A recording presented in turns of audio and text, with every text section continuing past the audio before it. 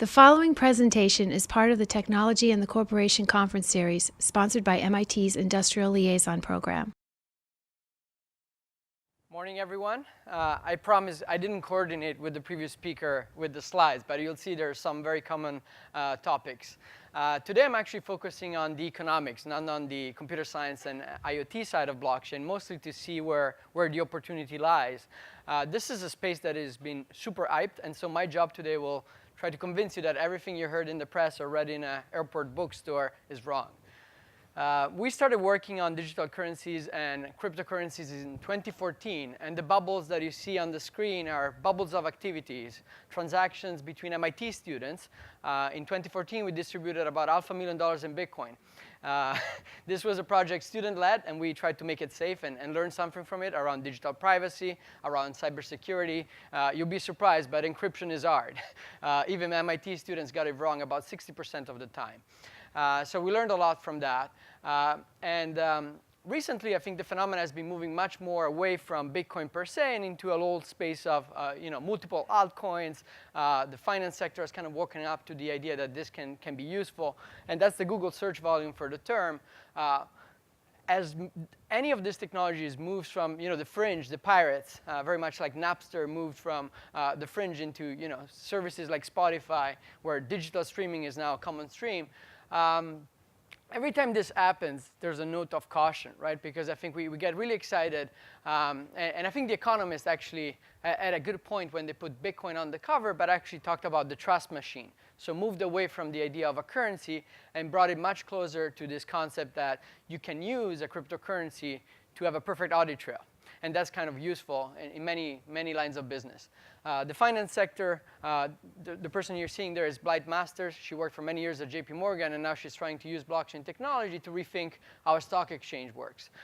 This is one of the main sectors that has woken up to the idea that this can be actually useful beyond the cyberpunks. Again, there's a lot of enthusiasm, and there's talk about a revolution. My note of caution is that whenever you hear the word revolution, most revolutions take a lot of time, and in fact, most of them fail. And in fact, even if you were to look at the Gartner hype cycle, cryptocurrencies are kind of coming down, but there's been a lot of investment, especially in the early stage VC space, and not much has kind of shown out in terms of outcomes, mostly because there's a lot of experimentation, and the technology is fairly early stage. Even within this space, there's many competing standards. And in fact, you can think of every coin, every cryptocurrency that you heard about as an alternative standard. Economists like to think about standards as solving a specific problem. And so when you look at all these alternatives, essentially these are different solutions to different types of problems. And yes, there's network effects, but I think over time you will see an entire ecosystem of different solutions, from the one that work for finance and accounting to the one that are more decentralized and distributed, that will emerge over time. Now, ironically, even within the established standard, which is Bitcoin, the largest blockchain today at scale, there's a fierce fight. There's one faction that wants Bitcoin to become an efficient payment system, processing transaction at the same volume as Visa and MasterCard.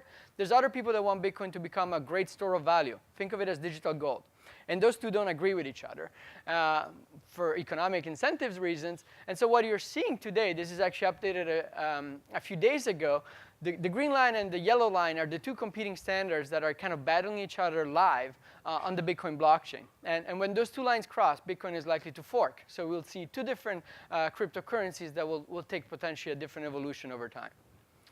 So an important thing to remember here is that although there's a lot of entrepreneurial enthusiasm, it's very experimental. And I think we're still trying to understand all the pieces of the technology, the risk. I mean, the previous talk has highlighted a number of them. And a key takeaway is to think that this technology will adapt depending on the type of problem that you're trying to solve. About 1.5 billion went into Bitcoin or cryptocurrency-related startups in the last few years. Those are some of the top ones. Most of the activity, again, is in finance for now. But there's interest in logistics, supply chain, and a number of other applications. And my job today will try to separate, to give you an algorithm for thinking through, when you see a problem, is this a problem that blockchain is good for versus not, mostly from an economic perspective. But first, I'd like to take a step back, because often, Bitcoin has had a lot of negative press, but where is the breakthrough? Where is that step forward that actually builds on multiple years of cryptography research that kind of materialized where all the components came together with Bitcoin for the first time. So what is a blockchain? Let me give you like a very simple definition. A blockchain is a chain of blocks, okay? So I think we can agree on that part. Where it gets really interesting is that, the transaction that you put inside those blocks, the records, the digital records that you're kind of storing over time in a blockchain, can represent essentially anything you want, from a digital asset to credentials to currency. Currency happens to be an application, right, where you have transaction moving back and forth in a giant distributed public ledger, but that's just one of them. And what's interesting is that often you hear that there's a lot of clever cryptography behind this, but mostly it's a mix of computer science and game theory. So what keeps this giant distributed ledger secure is incentives. A system that in a totally distributed way, as John was mentioning before, can operate, right, without the need for a trusted intermediary. So when you think about banking, we think of banks as trusted intermediaries in many transactions. This is a system that can transfer value from A to B without that intermediary in the picture. And I'll try to unpack where do we see intermediaries still playing a role versus not. Why I'm excited as an economist is because for the first time we have three fields converging around the same technology. First one, of course, computer science is leading the efforts and the research in this, but also how economists think about market design. How do we match labor, capital, ideas in society? And I'll end actually on one example where you can start seeing that this may lead to a new type of organizational form, something that is even faster and bigger than a multinational corporation. The last bit is contracting and the law. And this is one of the fields that has been the slowest to adapt. But I think once you add a full Turing programming language to a cryptocurrency, you can start writing some interesting contracts. Now, there's all sort, I can see John already worried because there's all sort of things that can go wrong once you have code on top of an automated system of this type. And in fact, you may have heard about the Ethereum debacle when they raised about $150 million in a virtual VC fund, and then 50 were funneled out just because of a simple bug. So when economists think about a new technology, they usually cheat, okay? So uncertainty is out there, and for all of us, it's difficult to understand what will it have an impact versus not. And so what we do when we cheat is we think about cost. We try to take a step back and ask, of all the impacts that this technology can have on society, what are the fundamental costs that are changing? So if I go from no blockchain to a system with a blockchain, where am I saving in terms of what I'm trying to deliver to a customer, to a business, to the economy in general? And we landed on two basic costs. So the first one is this idea of the cost of verification. Data integrity and being able to rely on transaction attributes, it's key to pretty much every market that you can think of. And a blockchain can substantially reduce, under certain conditions, the cost of verifying key transaction attributes. I'll show you a little bit more in the second one. The second one is a little bit more subtle and is the cost of networking. The cost of running a decentralized network that can agree on things. They call it internet-level consensus, and it's quite powerful once I'll show you an example. But let's start with the first cost of verification. So, this morning you probably woke up, you checked your email, and you authenticated yourself to a number of different services. Maybe you use Google Maps. All of those are transactions. Maybe you opened your Amazon account and ordered something.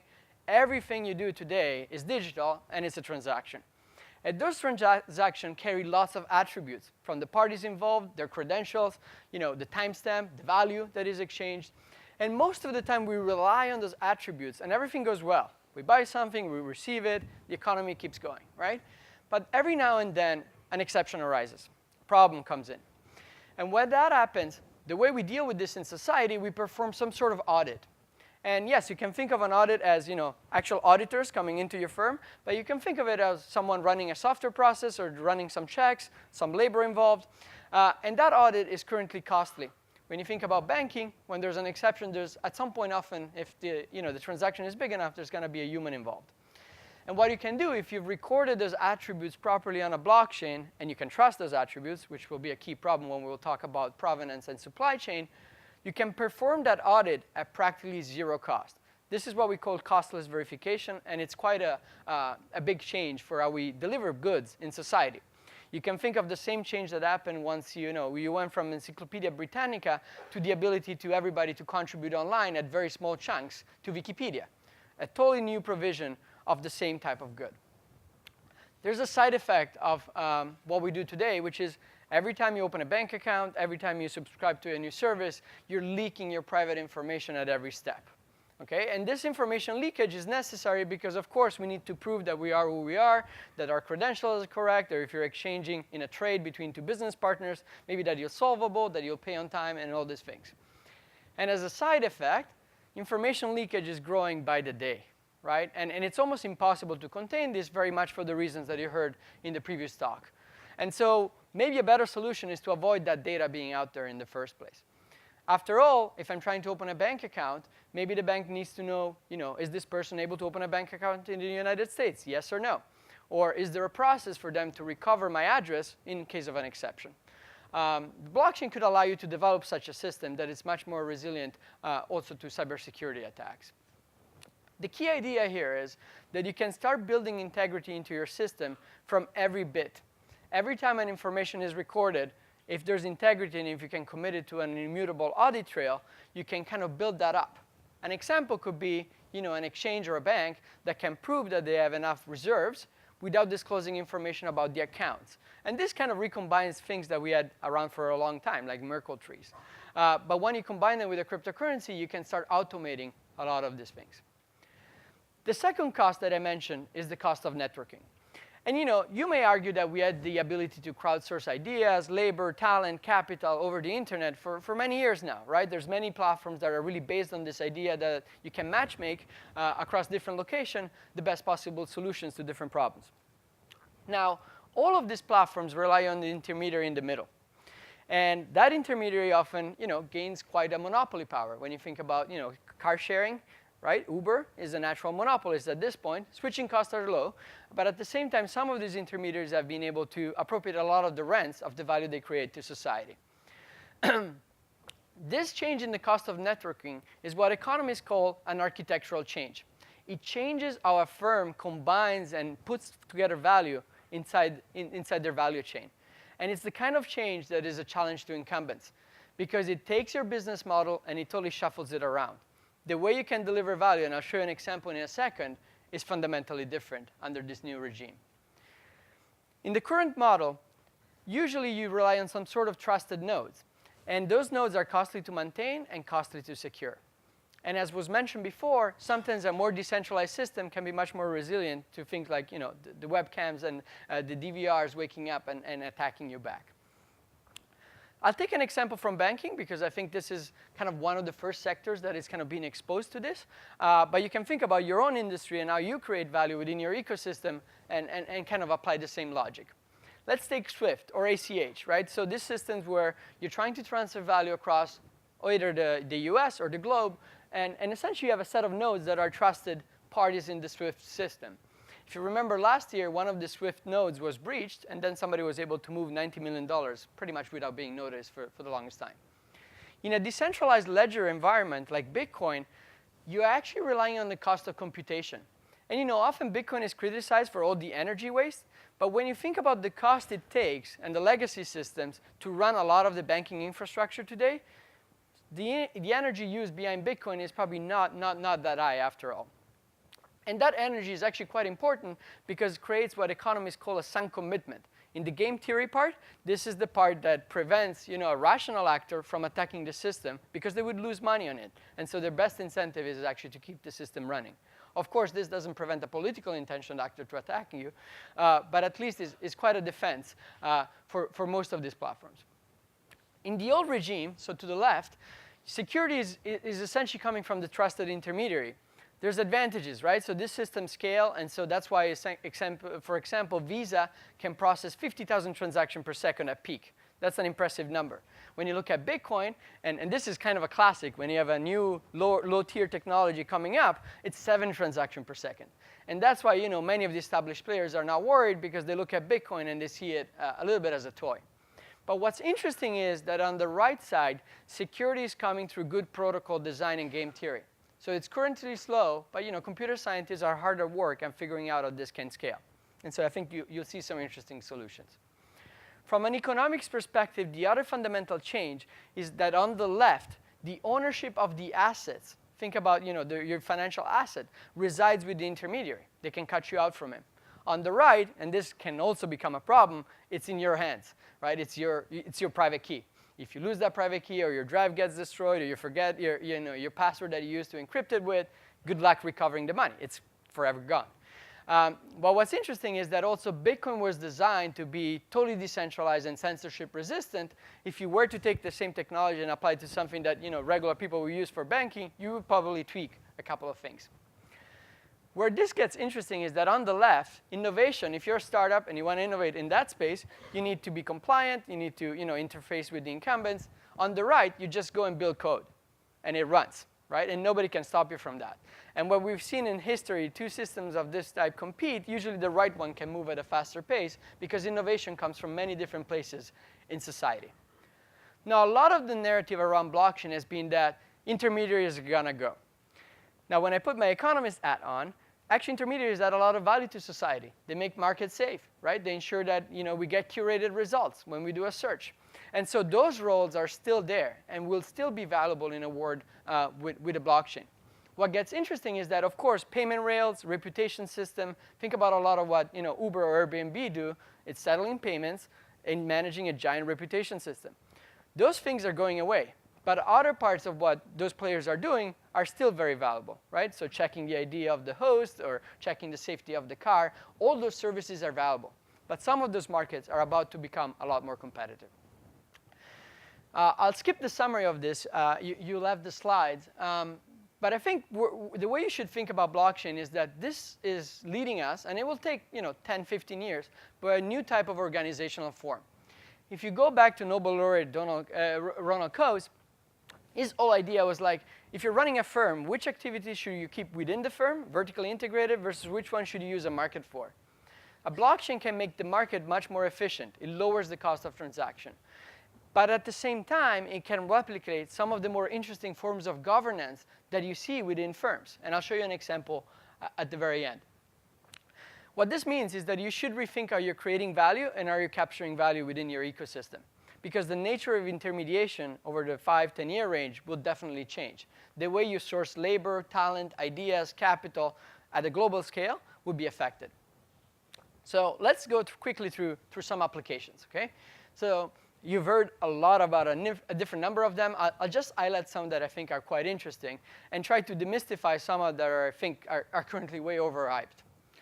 Central banks. There's a lot of interest in this, not here in the US per se. The Fed is one of the probably most conservatives because there's so much at stake. But you have places like Singapore, Canada, even the UK that are actively exploring what would be a central bank-backed digital currency look like. And I can hear the skeptics in the room saying, well, we had digital currency for a while. Yes, but it's essentially only digital between the central bank and the banks, and the citizens are kind of using some product built on top of that.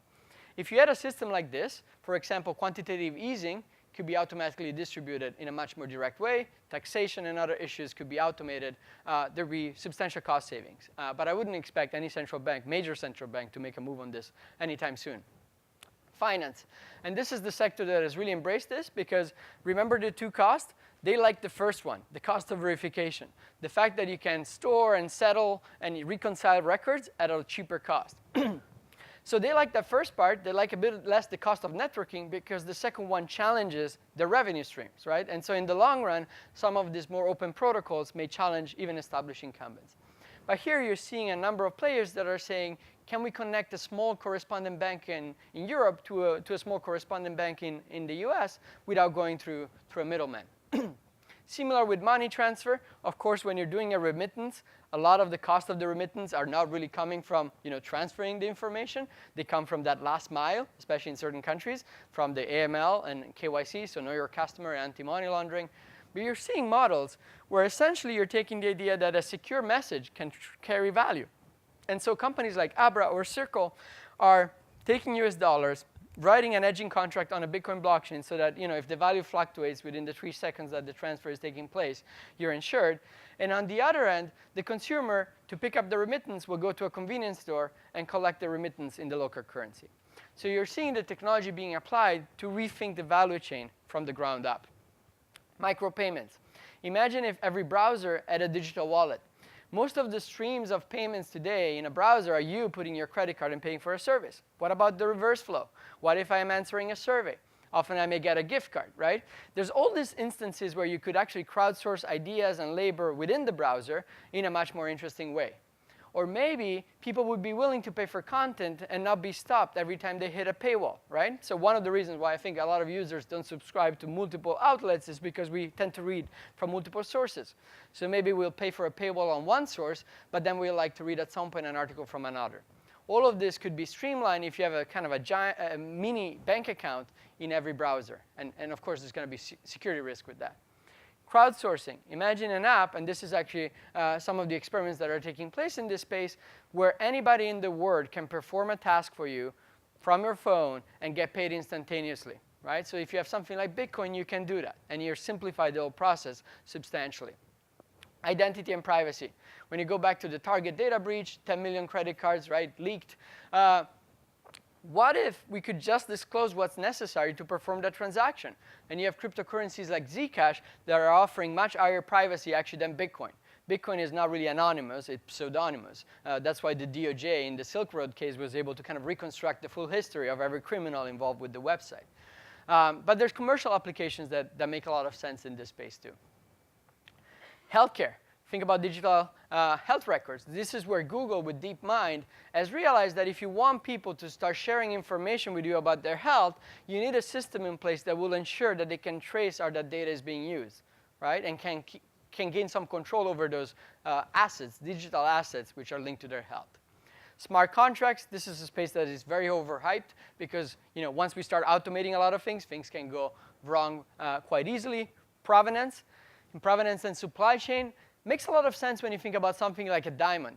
It's an object that has some physical properties that you don't want to alter. You could break it, but that's probably not what you want to do. And if you store those physical properties on a blockchain, then you have some sort of digital fingerprint for that one good. And so you can trace blood diamonds more effectively. But then people are applying this to all sort of other items that don't have the same property of a diamond. And it's not clear here if you're introducing garbage into your original data, it's very much garbage in, garbage out. So you hear a lot about the blockchain is useful because of its immutability, but immutability is only good if you have a secure way to store the correct information at the first time. And this is where I think IoT can play a big role. Anything that's a digital asset can be traced, sold, traded, licensed through a blockchain in a very efficient way. So people are playing with, how do we do digital rights for music in a way that's more transparent, so that an artist can tell when a certain song is being played on a platform that's hosting their music. NASDAQ, established player, realized, OK, the technology is not at the stage where we want to replace the exchange with this. But what about private equity, which has much smaller volumes, and tracking cap tables for early stage companies is extremely difficult to do, right? There's a bunch of PDFs and different angel investors sign. So that simplifies the process. And in the future, you could imagine a company that starts on a blockchain, right? It's incorporated on a blockchain and goes IPO on a crypto token. Here's an example that actually links directly to the previous talk. So the 5 lines of code that you see on top are all that would be required to take a cryptocurrency and build a more robust domain registration system on top of it. Essentially, the code is telling, OK, if you're paying the fee and the domain hasn't been registered, assign it to me. Give me ownership over this. The advantage of a system like this is that it's substantially more decentralized. And again, I promise we didn't coordinate on the slide. This was the internet attack, right, that was mentioned before. When the East Coast pretty much went down and was like crawling to an halt because we were attacked by Internet of Things devices. And the reason is because DNS is vulnerable to attacks to these centralized servers. Very much like when you looked at the Swift system, there's those nodes, right? But it doesn't need only IoT devices. This was just an engineer at Amazon typing the wrong thing into their console. And $150 million being wiped out because everybody is relying on a very centralized form of cloud. So you're seeing a number of startups that are taking a blockchain and thinking, can we actually make the internet really decentralized? Can we deliver systems in a much more distributed ways? And there's all sort of challenges, right? Because you're going from a system that can scale and is really efficient to a system that is potentially much slower and experimental. But the idea is to use a blockchain to deliver some of the services potentially in the cloud in the future. Here's an example. If you link your disk space on your drive to a cryptocurrency, now you have an automatic way to trade and barter backup space with others. Let's say your files get encrypted and shredded 1,000 pieces, maybe more, distributed over the network, and you don't need a service like Dropbox anymore. Now, of course, Dropbox has economies of scale, so there's reasons why you may want to centralize servers, but for some cases, maybe you don't want a centralized server. And so a system, even within an organization that uses an approach like this, could be more effective. Sensors. And here is like where it gets really interesting. If you connect an IoT device that cannot be tampered with, let's assume, and delivers secure data, now you can create a marketplace. An example could be weather. And in fact, I was talking to some executives in the car industry, and they're saying, all the windshield wipers, those could be sensors tracking weather data and rain across the whole ecosystem. And maybe you can sell that data through a blockchain through an API. So then people that need weather data, whether from the government, from the private sector, can buy a data stream directly through a marketplace like this. There's a lot of talk about, your devices and appliances within your house, bartering resources with each other. But any resource that's electricity, energy, bandwidth, information can be essentially traded in this marketplace. The classic futuristic example is your self-driving car that buys up lane space from neighbors. And there's all sort of perverse implications of this because you're running late for a meeting in the morning. I want to land on this one because it kind of shows that idea that you can rethink how you deliver value in an ecosystem if you take this technology and start to embrace it. Again, a lot of this is very experimental. These examples are experiments. They're startups. Numerai has decided that the way hedge funds today are organized is inefficient because each hedge fund can only hire so many data scientists. And often the best data scientists will be working as a postdoc maybe at MIT and not for your hedge fund. So how do you create a marketplace for predictions? The other issue is that if you have a marketplace for prediction like Kaggle, people tend to overfit.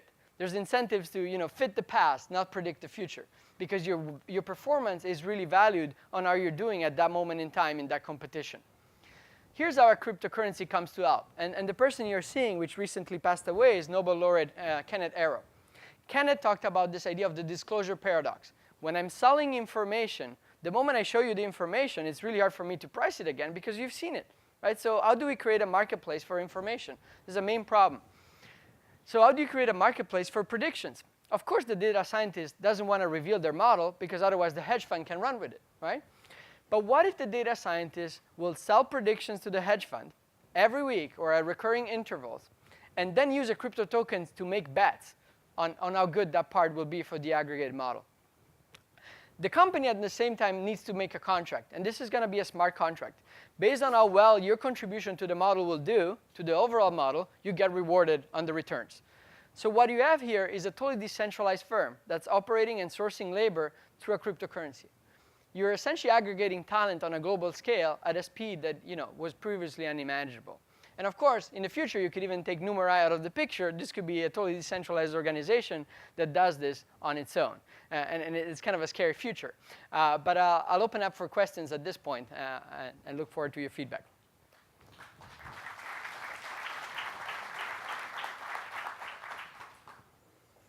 Companies, especially banking and in financial services, are slow to change. What is the bigger challenge for blockchain, the creation of the technology or the change management around implementation? I would start with regulation, right? So, when people think about sharing economy, you have examples where regulation was able to be moved over a relatively short amount of time, and companies were able to expand across different geographies. The financial sector is a different beast, right? And I think a lot of the incumbents are realizing that regulation is their key competitive advantage in many of these services. At the same time, I think as consumers, we realize that some of this can really lower cost and deliver value in a more efficient way. It will become much harder, I think, to use regulation as a shield. So I would start, of course, with regulation. And the second one is probably also the change management. So trying to bring in the right teams and the right people and thinking through, OK, now that we can appropriate value by charging you $45 if you're sending a wire, are we going to add value to this ecosystem? And I think finance is just the start. I mean, this applies to a number of other online platforms. Let's see the next one. One of the key attractive attributes of blockchain is security. But is blockchain hackable with the technology of quantum computing? OK, so you should get a response from a computer scientist to get even more detail. But if quantum, if quantum computing can break in cryptography, I think we have a much bigger set of problems than Bitcoin or some of these blockchains. All of our financial sector relies in one shape or another on the technology. But this is a good concern, right? And I think there's a lot of systemic risk, especially when you're starting to move real assets to some of these cryptocurrencies. I think the only reassuring point on that front is that when you think about something like Bitcoin, you have about $17 billion of market cap at the moment, and that's a giant hacker bounty, right? So if someone can figure out a way to attack that distributed system, well, they could appropriate at least part of that. And so I think there's some reassurance that as the systems are scaling, there's some security in them. It gets much more tricky when people start adding smart contracts and more fancy features because they want to create more complex types of organizations or arrangements. I think that's where it gets really dangerous. OK, let's go for the next. What do you think of companies like IBM offering private blockchain? OK, so you hear a lot about this. We love blockchain, we hate Bitcoin, right?